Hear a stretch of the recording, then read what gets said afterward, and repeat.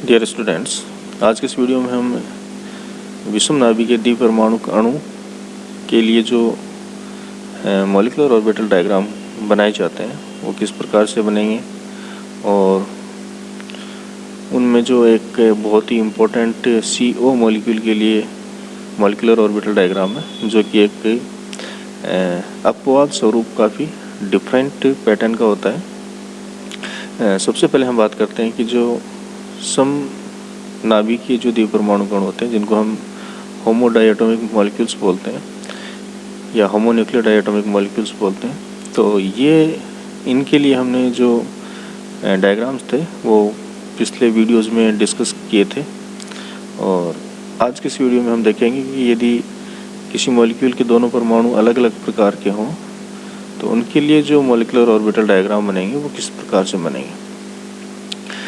तो इसमें जो इम्पोर्टेंट चीज़ है वो ये है कि इसमें हम ये देखते हैं कि जो दोनों परमाणु हैं मॉलिक्यूल के उनकी विद्युत ऋणताओं को कंपेयर करते हैं। जिस एटम की इलेक्ट्रोनेगेटिविटी वैल्यू या विद्युत ऋणता का मान अधिक होता है उसके परमाणुिक कक्षकों को लो एनर्जी लेवल पर हम शो करते हैं, दर्शाते हैं। और उसके पीछे कारण ये होता है कि जिस एटम की इलेक्ट्रोनेगेटिविटी वैल्यू ज़्यादा होगी या विद्युत ऋणता का मान ज़्यादा होगा वो अपने इलेक्ट्रॉन्स को अधिक प्रबलता से आकर्षित करता है, अधिक फोर्सफुली अट्रैक्ट करता है और इस कारण जो इलेक्ट्रॉन्स होते हैं उनकी एनर्जी कम पाई जाती है। तो उनको हम हमेशा तुलनात्मक रूप से लो एनर्जी लेवल पर शो करते हैं। दूसरी इम्पोर्टेंट बात ये है कि जब हम हेटेरोन्यूक्लियर डायटोमिक मॉलिक्यूल्स के लिए मॉलिक्यूलर ऑर्बिटल डायग्राम ड्रॉ कर रहे होते हैं तो उस समय हमें कौन सा पैटर्न फॉलो करना होता है जो एक लिथियम से लेकर नाइट्रोजन तक का या ऑक्सीजन से लेकर नियोन तक का।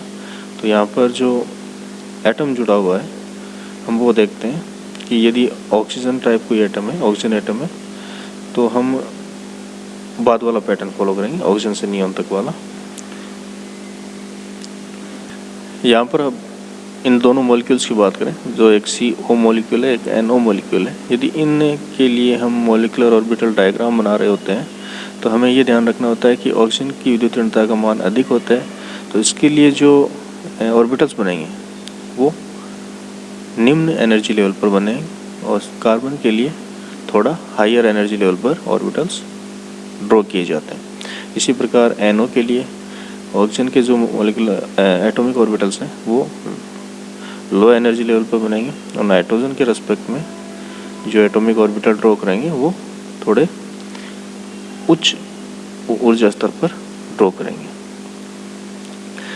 ये काफ़ी इम्पोर्टेंट मॉलिक्यूल है CO मॉलिक्यूल और एग्जाम में बार बार ये पूछा जाता है क्योंकि ये अपवाद स्वरूप एक्सेप्शनली ये काफ़ी अलग पैटर्न पाया जाता है। इसका जो मॉलिक्यूलर ऑर्बिटल डायग्राम है ये काफ़ी डिफरेंट टाइप का होता है। तो सबसे पहले हम बात करते हैं कि जो CO मॉलिक्यूल में कार्बन और ऑक्सीजन का जो विन्यास होता है वो किस प्रकार होता है। तो ये हम जानते हैं अच्छे से विन्यास के बारे में। और टोटल नंबर ऑफ इलेक्ट्रॉन्स की बात करें तो कार्बन में 6 इलेक्ट्रॉन होते हैं, ऑक्सीजन में 8 इलेक्ट्रॉन होते हैं। तो टोटल इलेक्ट्रॉन यहाँ पर 14 इलेक्ट्रॉन हो गए। लेकिन जब हम बात करते हैं संयोजी कोष के इलेक्ट्रॉन्स की, संयोजी कोष का मतलब लास्ट वाले जो सेल है उससे है, तो यहाँ पर 2s और 2p की कंबाइंडली कितने इलेक्ट्रॉन है। तो यहाँ पर 4 इलेक्ट्रॉन है और ऑक्सीजन के पास में 6 इलेक्ट्रॉन है। तो टोटल यहाँ पर 10 इलेक्ट्रॉन हो गए संयोजकता कोष में। अब हम बात करेंगे कि जो डायग्राम बनेगा वो सिंपल हम यदि बात करें तो उसमें जो ऑक्सीजन के लिए हम जो डायग्राम बनाते हैं जो लेवल्स होता है सिग्मा और पाई, जो बॉन्डिंग और एंटी बॉन्डिंग में कोई चेंज नहीं होता, लेकिन बॉन्डिंग में लिथियम से लेकर नाइट्रोजन तक का पैटर्न अलग होता है और ऑक्सीजन से लेकर जो नियॉन तक का पैटर्न है वो अलग होता है, और ऑक्सीजन से लेकर नियॉन तक में जो सिग्मा 2pz जो बॉन्डिंग मॉलिक्यूलर ऑर्बिटल है उसकी ऊर्जा सबसे कम होगी, और उसके बाद जो पाई बॉन्डिंग वाले हैं इनकी एनर्जी होगी। तो इस प्रकार का हम डायग्राम बनाकर यदि उसमें इलेक्ट्रॉन्स भरना चाहें तो वो कुछ इस प्रकार का मान सकते हैं। यहाँ पर देखिए, यदि ये वाला जो एंटी बॉन्डिंग है सिग्मा 2s एंटी बॉन्डिंग, ये यहाँ न होकर यहाँ होता और बाकी का जो एनर्जी लेवल्स वो इसी प्रकार से होते, तो ये ठीक वही पैटर्न था ऑक्सीजन फ्लोरीन नियॉन वाला। और यहाँ पर हम जब इलेक्ट्रॉन्स भरते तो यहाँ पर 2s के दोनों यहाँ आ जाते, यहाँ बॉन्डिंग में आ गए। इसके बाद में यहाँ मान लीजिए एंटी बॉन्डिंग था, ये एंटी बॉन्डिंग में आ गया, यहाँ से इसको हटाकर यहाँ मान लीजिए एक बार।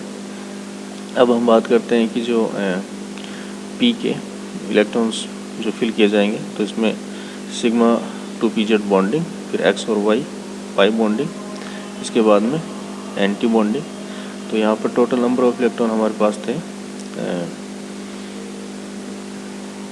2 इसमें और 4 यहाँ पर, टोटल 6 इलेक्ट्रॉन, और 6 इलेक्ट्रॉन बॉन्डिंग में भरे जाएंगे, एंटी बॉन्डिंग में कोई इलेक्ट्रॉन नहीं आएगा।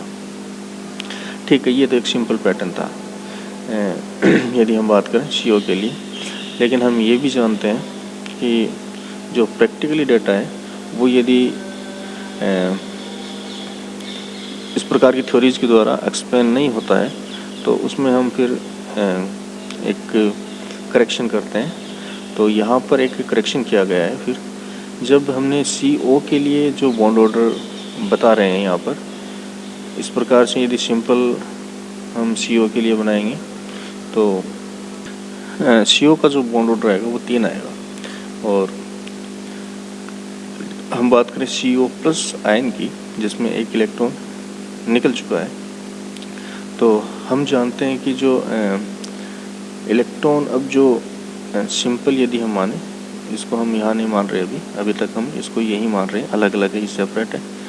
तो यहाँ पर जब इलेक्ट्रॉन निकलेगा तो अब इलेक्ट्रॉन निकलेगा बॉन्डिंग में से। यदि CO से CO प्लस आयन हम बनाते हैं तो यहाँ बॉन्डिंग में से निकलेगा, और बॉन्डिंग में से इलेक्ट्रॉन निकलेगा तो बॉन्ड ऑर्डर है वो कम हो जाता है।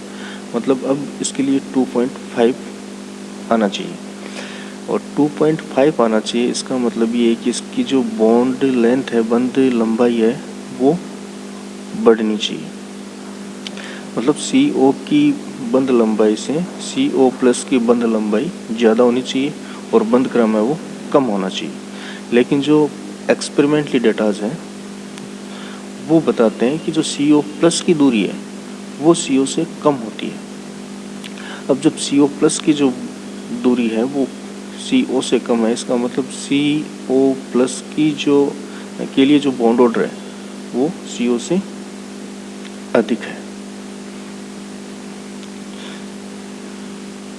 तो ये किस प्रकार से संभव है, उसके लिए यहाँ पर एक करेक्शन किया गया है और इसको एक्सप्लेन किया गया है कि CO का जो मॉलिक्यूलर ऑर्बिटल डायग्राम है वो इस प्रकार से होगा। इसके लिए सबसे पहले हम देखते हैं कि जो यहाँ पर जो anti bonding sigma 2s anti bonding molecular orbital है, इसका एनर्जी लेवल है वो इतना अधिक होता है कि जो पाई से जो बॉन्डिंग मॉलिक्यूलर ऑर्बिटल बनते हैं P ऑर्बिटल्स हैं, जिसमें सिग्मा 2pz है, पाई 2px और पाई 2p पाई बॉन्डिंग है, इनसे भी अधिक एनर्जी लेवल का होता है।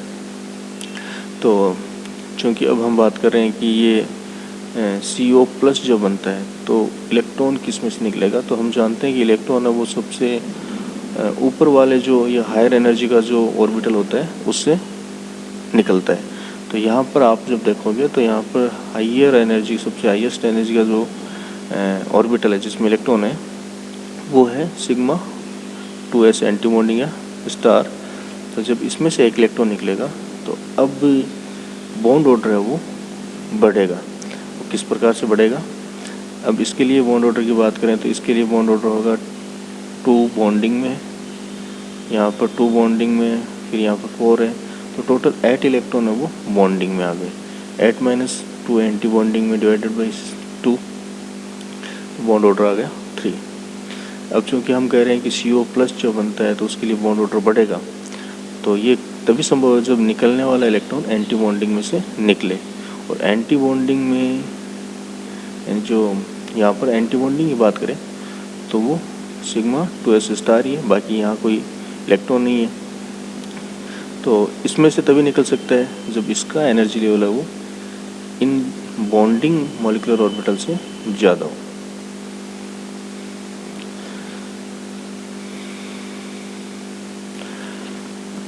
Thank you student. इस वीडियो में इतना ही, बाकी नेक्स्ट में डिस्कस करेंगे।